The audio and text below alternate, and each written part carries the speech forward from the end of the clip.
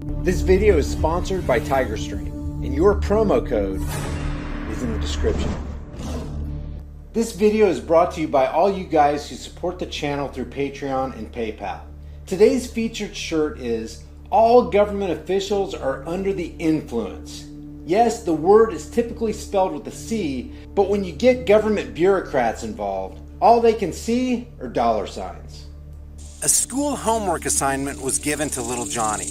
The question was, what is government? So little Johnny went home and asked his dad.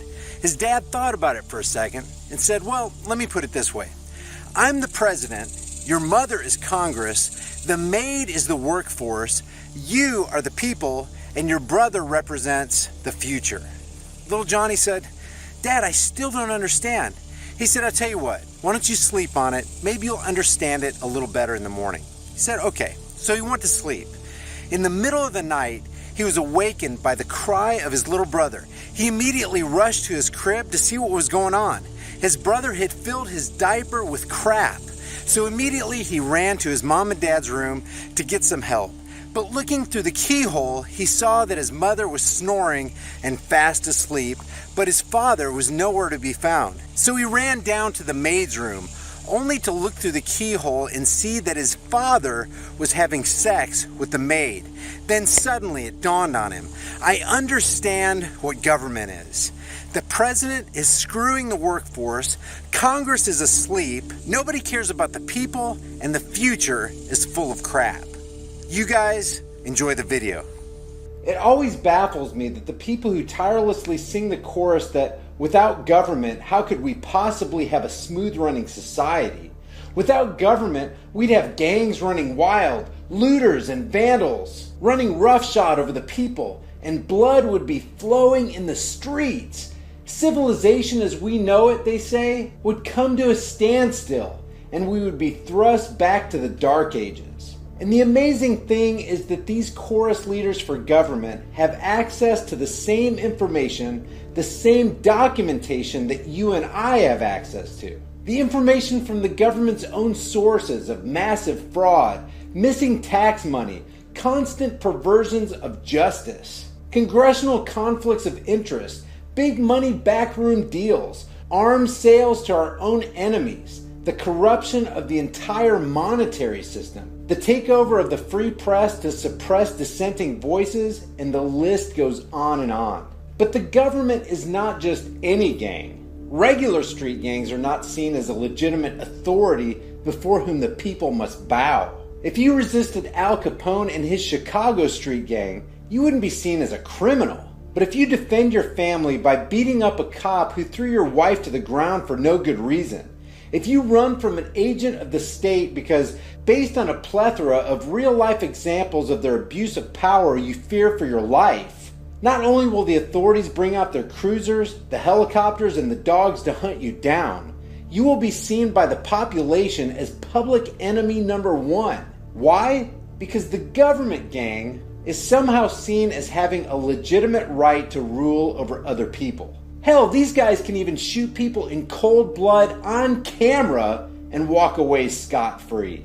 So society is better off having an irresistible gang that can employ unlimited resources? I'll let you answer that question yourself. And while you're thinking about it, here's the latest example of a government agency investigating itself to show whoever's watching this video that it's time to wake the hell up. Stop expecting the government to do everything for you and take personal responsibility for your own life.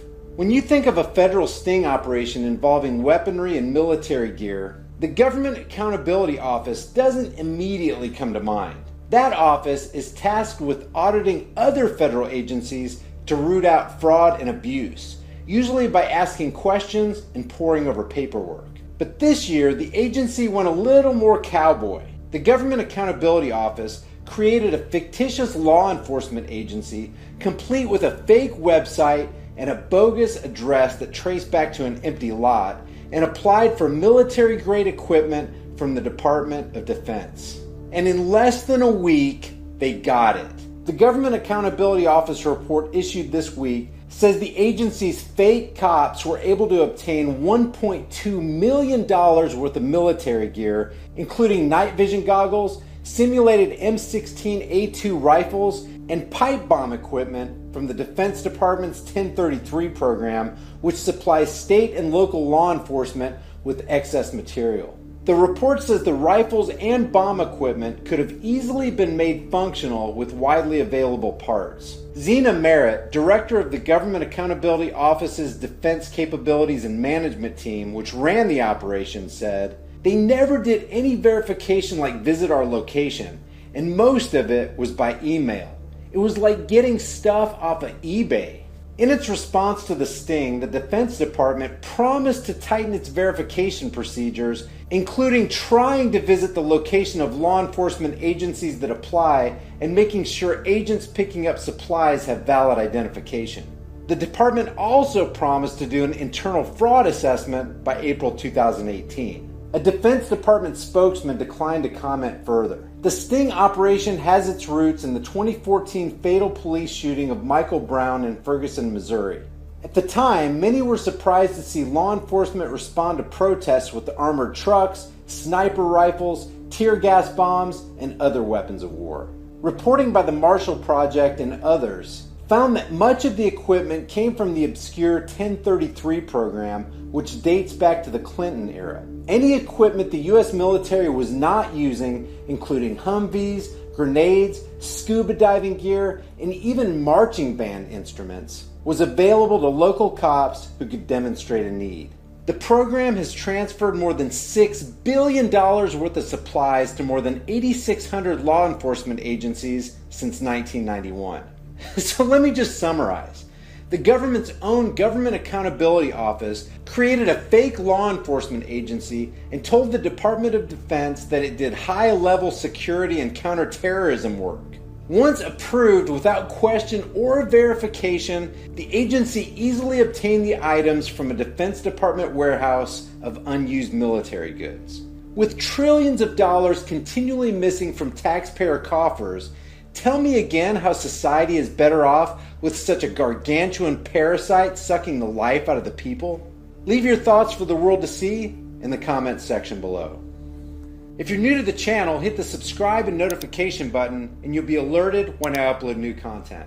YouTube demonetizes my videos, so I'm fan funded. If you want to support the work I do here, there's a PayPal and Patreon link below. I'll see you guys in the next video.